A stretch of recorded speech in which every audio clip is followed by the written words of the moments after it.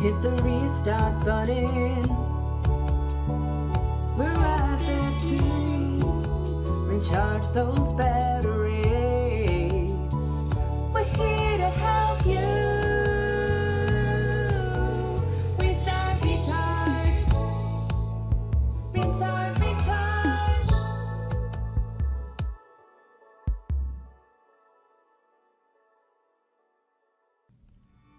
Aloha, everyone. I am Katie Ritter. And I am Justin Thomas, and this is the Restart Recharge podcast, a podcast by coaches for coaches.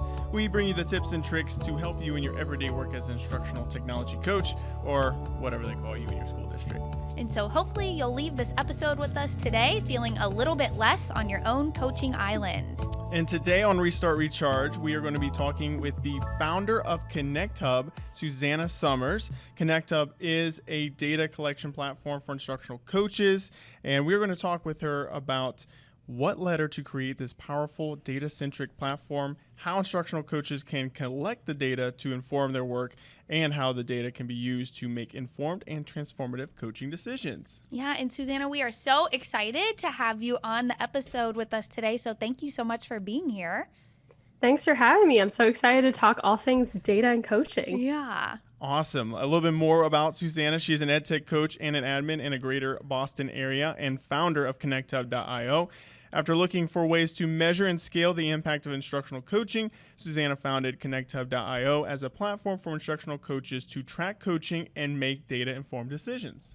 And I feel the need to elaborate just a little bit. I have the pleasure of knowing Suzana outside of ConnectHub. Suzana, we met at the LA Innovator Academy when you were going through the program. That was 2018, is that correct? Yes, I can't believe it's been that long already. I know. And I just remember you were just such a bright light, just full of energy. You could absolutely tell that you were going to do amazing things. And my first real kind of impression of you was during the Spark Camp when you got up and you were leading a session on, I believe it was Data Studio. And I remember until that moment, I considered myself fairly savvy with using data and spreadsheets. And I remember being like, holy cow, this girl is on fire. I have no idea what I'm doing. And I thought I was on top of it, and I am clearly not. So that was my first my first impression of Suzana, the data badass, if you will. And then also, you did not include in your bio, but how many Ironman competitions have you competed in? I've done 2. I did one in Texas and then one in Boulder. Yeah, that is insane. If anyone isn't familiar with what an Ironman is, Suzana, will you explain really quickly what an Ironman competition is so they can understand when I call you a BA, I really mean it. So explain to the listeners what is involved in this. It's a triathlon, but one of those that it's just so long. It's a 2.4 mile swim, 112 mile bike ride, followed by a full marathon run. Yeah, so I can't even wrap my head around that. I've never even ran a 5K, let alone 3 different activities put together at that level. So pretty incredible. And then one other thing that I want to give you a shout out for that's unrelated to what we're talking to today, but that is your viral account, The Bachelor Data. And you can, if any of our listeners are into The Bachelor or Bachelorette, Suzana has this, I think, did it start as an Instagram account? Is that how you started it? Sort of.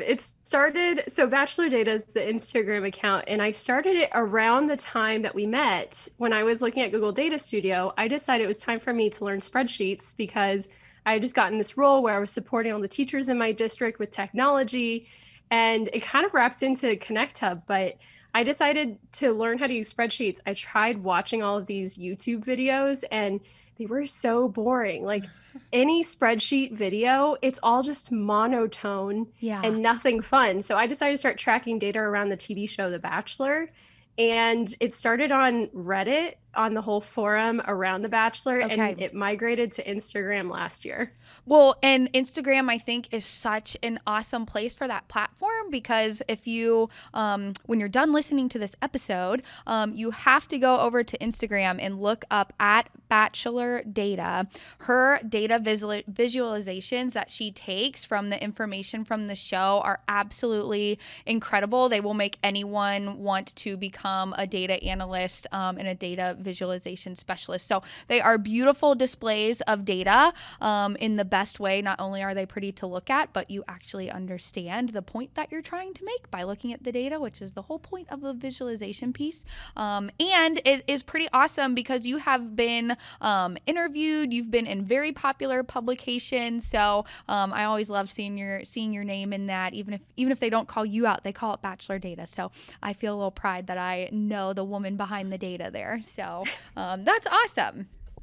Okay, so we're going to jump in and ask you some questions, and hopefully this conversation about data and spreadsheets won't be so boring because you make it fun and accessible. So tell us a little bit more about yourself, Suzana, and your background in the world of education and coaching. Yeah, so I started off as an elementary teacher. I had the pleasure of going back and teaching in Texas at the school I grew up at. And I think one of the first things that I learned in education was how much education is focused on data. It was one of the first themes I picked up on, aside from just trying not to drown that first year of teaching. And then when I moved to Boston, I took a job as an instructional coach for a private school district, and then migrated back to the public world of education. And now I'm in this instructional tech admin role, which does have a lot of tech coaching within it in the district. And yeah, I think the biggest theme throughout my career has been finding joy in data.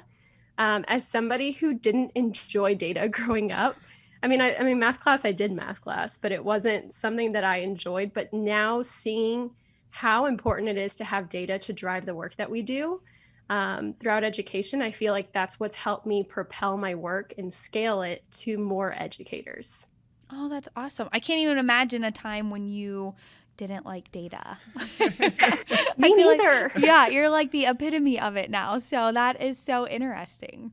Awesome. Well, Suzana, everyone on our team uses your platform, ConnectHub, but many of our listeners might be still unfamiliar with it.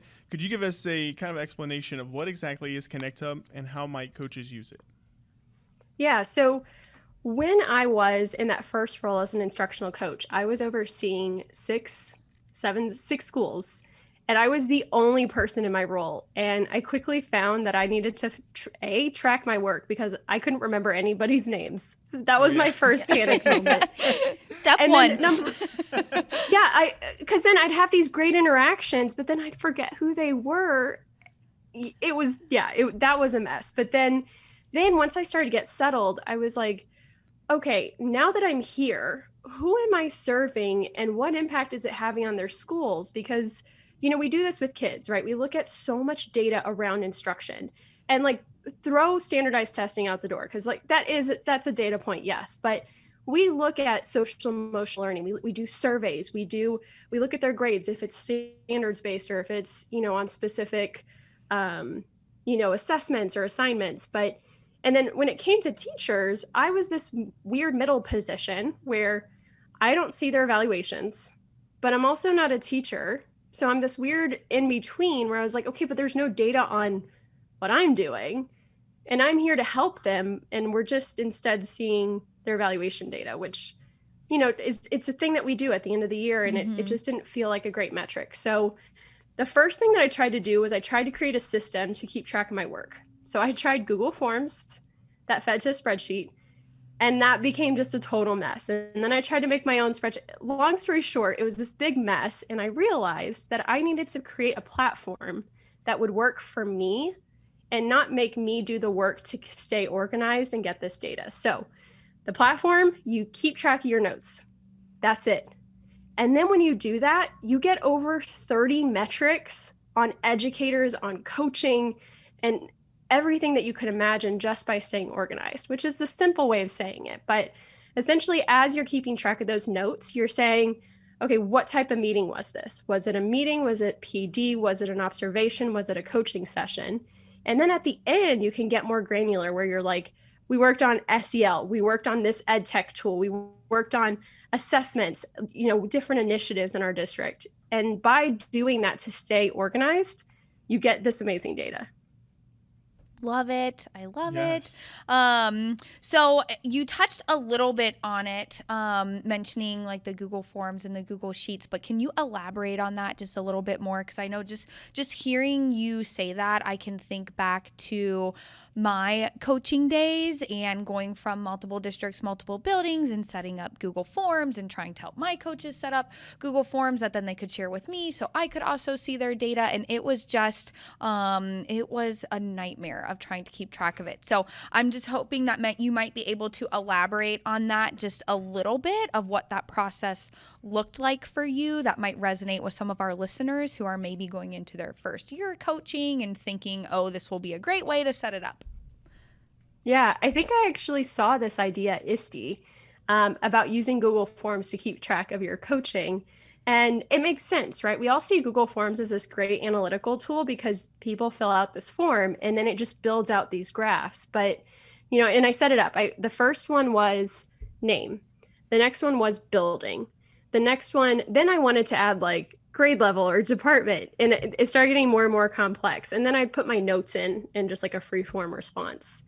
And first off, the problem that I ran into was I would leave a classroom and I wouldn't make it to where I needed to because somebody else would grab me to go into their classroom or ask me a question. I'd forget who I had just worked with. I'd forget my follow-up. So then I had an extra one for follow-up task because I wanted to make sure that if I needed to do an action item for them, that I wouldn't forget until I went back to read my notes because I'd forget to go back to read my notes because I'd be exhausted by like 10 p.m. at night. So I had a follow-up column in my spreadsheet where that form fed into for me to make sure that if there was anything I needed to do, it would go there. So problem number one was spelling names the same way because I wanted to figure out how many unique teachers I had worked with. So then I tried to tinker with formulas in my spreadsheet. And I found that if I wrote a name as Suzana Somers with one N versus Suzana Somers with two N's, that would count as two different people. So that started to get messy. Then I wasn't keeping track of all of my notes because I never went back to the spreadsheet because that wasn't fun to go look in and work in. But then it was always on my computer. So then I tried to put it on my phone. Like on an iPhone, you can save like a Safari page as an icon. Mm-hmm. So I tried that. And at this point, I was like, I am spending more time creating a system than using the system. And I was learning a lot through it. I mean, I was learning a lot about spreadsheets, so great. But the system that I created was for an output, and it wasn't like a symbiotic, like it wasn't helping me like stay organized and helping me get this data. It was like, I'm just doing this for the data, which wasn't helping me and making me want to use it. Oh, I can feel myself back in those moments. Yeah, you can relate a little bit to that, can't you? I do want to say, just talking about ConnectHub in general, I do like that I can go in and, when you first meet a teacher, they might be, they might have a certain name, but then as you build a relationship, you realize that they don't really go by their like full name, and then you can easily just go in there and change that. But that'd be something that I would totally do if I was using the forms and things. Would just it's so and so, and start typing in their their shortened name, and then I'd be like, I can't find all this data that I've been using with this person, and then realize they're under like 3 different names somehow. But so I really like how you can easily change that and edit that on ConnectHub there. In education, we talk a lot about these data-informed decisions, but typically this conversation is usually centered around the teachers and the student learning in the classroom. So what might data-informed decisions look like for instructional coaches? And we'll take a look at that after we take a momentary break from our sponsor. Looking for a program that reaches all teachers and learning new tools to integrate in their lessons? Edu Badges is the answer. Edu is an anytime, anywhere badging program that is designed to take bite-sized tools for instruction and teach teachers how to use them. Edu has received the ISTE Seal of Alignment for educator standards, and each badge in our expanding library is aligned to the ISTE standards and the SAMR model. Learn more about the program that teachers call addicting at forward-edge.net/edubadges. Instructional coaches support teachers, students, administrators, and really everyone in the district. In fact, research shows that instructional coaching is one of the most impactful forms of professional development that results in improved teacher instruction and student achievement. But who is supporting the coach? Forward Edge provides multiple year-long mentorship options recommended by the Google for Education Certified Coach Program to help you gain the valued support you need as an instructional coach. Visit forward-edge.net to start giving PD to the ultimate PD providers. Welcome back. We have Suzana Somers here, the founder of ConnectHub, and we were talking a little bit about what happens when your data-informed decisions are centered more around your instructional coaches as opposed to the teachers and student learning. So what are these data-informed decisions looking like for instructional coaches, and how does that directly or indirectly affect teacher and student learning as an outcome?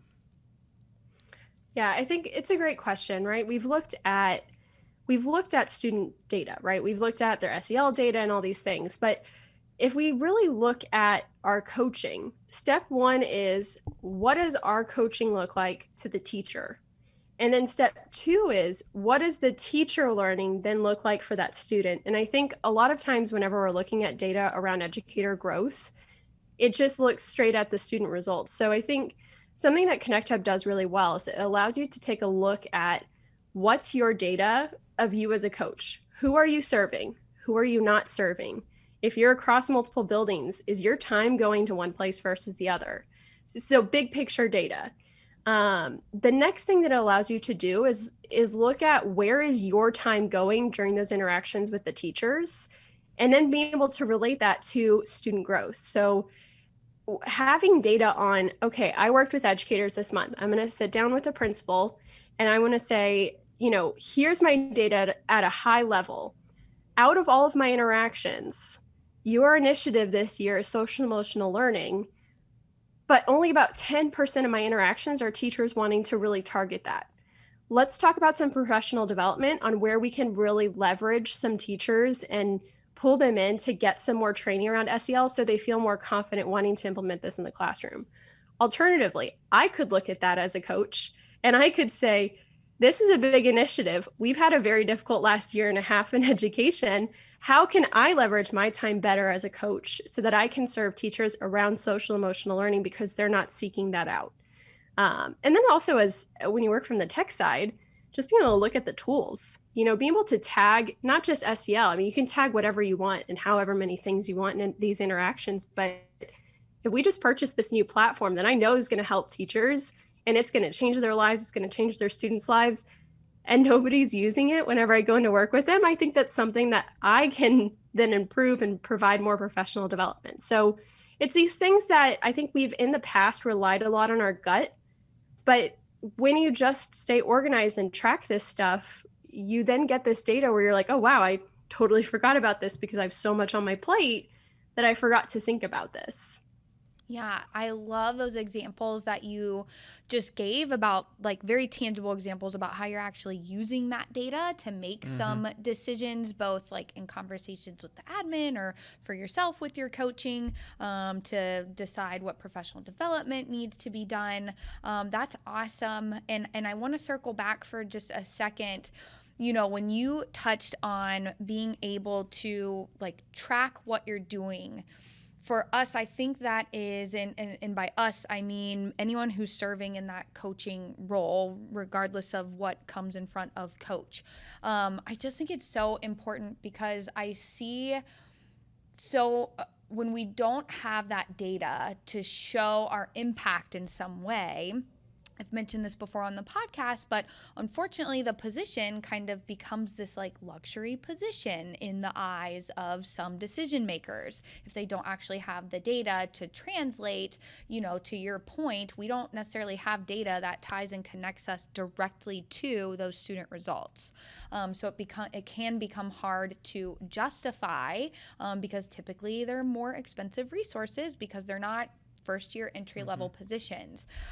So can you talk a little bit more specifically about how you have found using data and ConnectHub and how that has helped you advocate for yourself, or even maybe other stories from other coaches that you've heard, and how that data has helped them advocate for themselves? Yeah, I think one of the first things that came out when we launched ConnectHub in 2019 was the people that were using it and getting these reports. They came back and they said, "Well, my principal knew what I was doing. They have access to my calendar."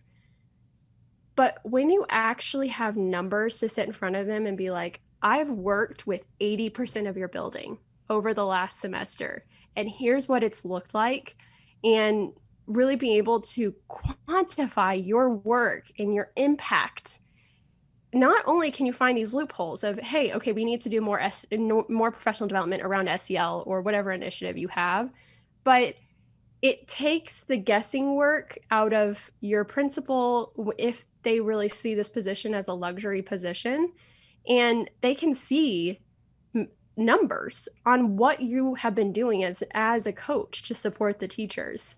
The other thing that I'm really excited because we're launching an update next week. Yay! Finally, this has been in the works for months now, and we're really pushing the platform to a whole new level, especially around data and reporting, is really being able to highlight bright spots.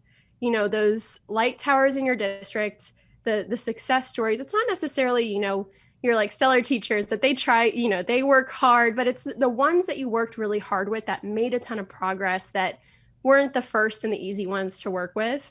In this next update, there's going to be a whole new teacher level report just for coaches, not for principals, where you can filter if you have a tag called bright spot or whatever you want to call it, where you can then see all of your notes from those sessions to find those bright spots in your instructional coaching. So be able to pair that with a principal meeting or, building shout outs to talk about, hey, here's all that I've been doing and here's different things that I can leverage for you. And then it's kind of like having like testimonials. It's like, here are great things that are happening to remind different people about the work that you're doing and the impact, depending on how you're telling that story to leverage, your story.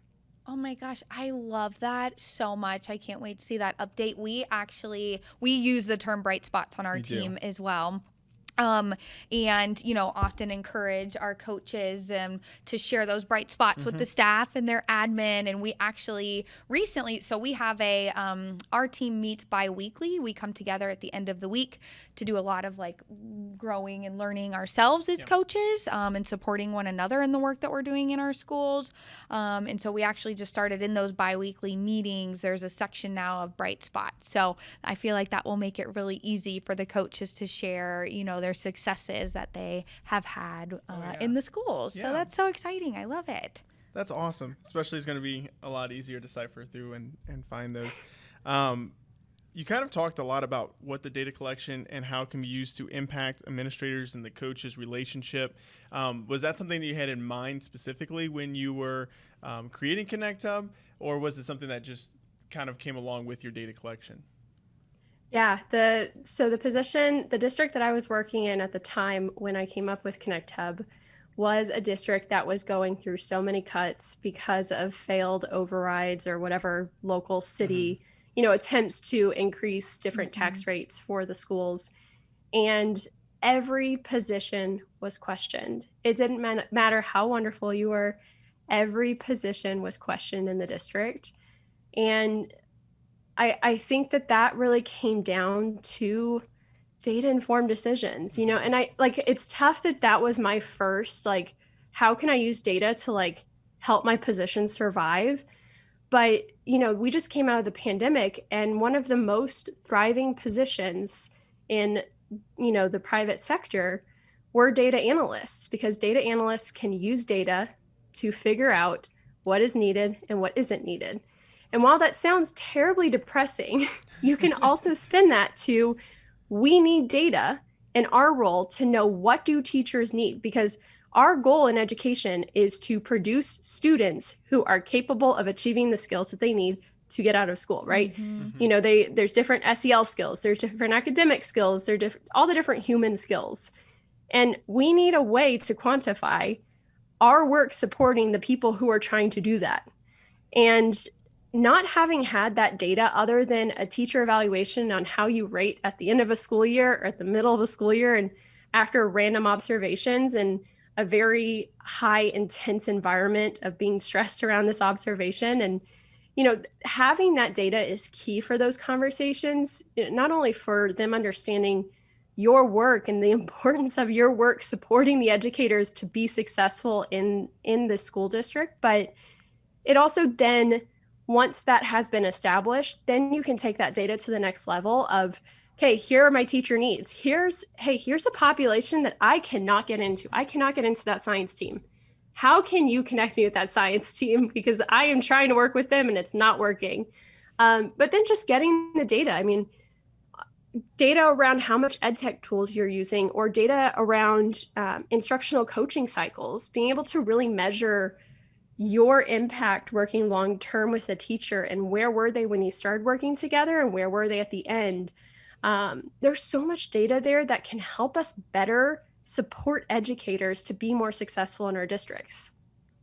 I love that. Yeah, that's awesome. And even too, a story for you and for the listeners out there that are still wondering if they want to use ConnectHub or not. So I got hired in the middle of the school year, and I started off, and at my district, I was there for 2.5 months, and then we were all sent home for the pandemic. So I was tracking everything, all my interactions, everything on ConnectHub, and then I got a word reached out from the curriculum director. She wanted to see if there was any way that she could see what I was doing with the teachers, especially during the time when I was at home. So I talked to Katie, and she said we can print off the administrator section, everything like that. And yeah, the principal account that we gave her, so account. she could actually log in and see it. Yeah, and it was one of those where she looked at it, she was like, whoa. He is doing a lot with the teachers right now during this pandemic, and this is something that we definitely need. So it extended even just my contract with being there. So I was originally there going to be for 2 days a week, but then it bumped up to 4 days a week. And that's directly from, tracking the interactions and the work I did with teachers all through ConnectHub. Yeah, I think if coaches don't get anything else from this podcast other than that, is that the importance, I think it's this nugget right here that you just touched on, Suzana and Justin, you speaking to that. Like, no matter how you come to be, whether you're a district employed coach, whether you work for a county educational service center, whether you're a consultant, the work that we do is truly so important and so impactful. But if we can't quantify and show that some way, it makes it really hard to justify the cost. So I just think we are constantly having to advocate for ourselves and the importance of ourselves. And I think that this tool helps that, on top of making you an even better coach by providing you with the data to make those informed decisions to better serve the teachers. So, And I think ConnectHub is an easier way to show that than your forms and your sheets and everything. Yes, like it is. that. Yes, it is. Okay, so Suzana, I'm about to ask you for your top 3 tips. Is just a little teaser. But is there anything else that you want? Because that'll be our last question for you. But is there anything else that you want our listeners to know around data collection for themselves as a coach, working with admin, ConnectHub in general, before we move into that last question? I think it is going to tie into the tips, but let's circle it to the tips, because I think that will really circle in. Perfect. Okay, so then final question for you. Maybe I say final question, and then sometimes your last thing makes me think of something else, or Justin will ask something. Yeah. But so your top 3 tips for collecting and analyzing data as an instructional coach. Okay, number 1 is get organized. You have whatever system you use. If you're going to use ConnectHub, if you're not going to use ConnectHub, get organized and stay consistent with how you collect your data. And that's going to morph, especially as you start to think in a data-driven way. You might have to tweak that system, but really get organized. And the second one is the most important one that I think when it comes to data is tell a story with it. The data is nothing without a story, and assuming that people can just understand what you're trying to tell them by just showing them data won't actually do anything. And I think the best example, if we were to look at standardized testing, and if we were to just see it over the years, well, I can tell you, if nobody knew that there was a pandemic, they'd be like, wow, that was a horrible year. But you need the story. You need to understand the context of the data, and then how you're going to then leverage emotion or something to be able to capture the audience that you're trying to share that data. And the last one is make it fun, make it colorful, make it engaging, make it happy for you to work in that place. Especially for me, I'm obsessed with colors. I was an elementary teacher. I like things being colorful, but being able to really also leverage colors as part of your story. Not only do colors make things fun to be around, but being able to really leverage colors to be able to tell that story will really help you. I love it. Those are excellent tips. Those are great, really great tips. Yeah. I think I use these all right now. Yeah.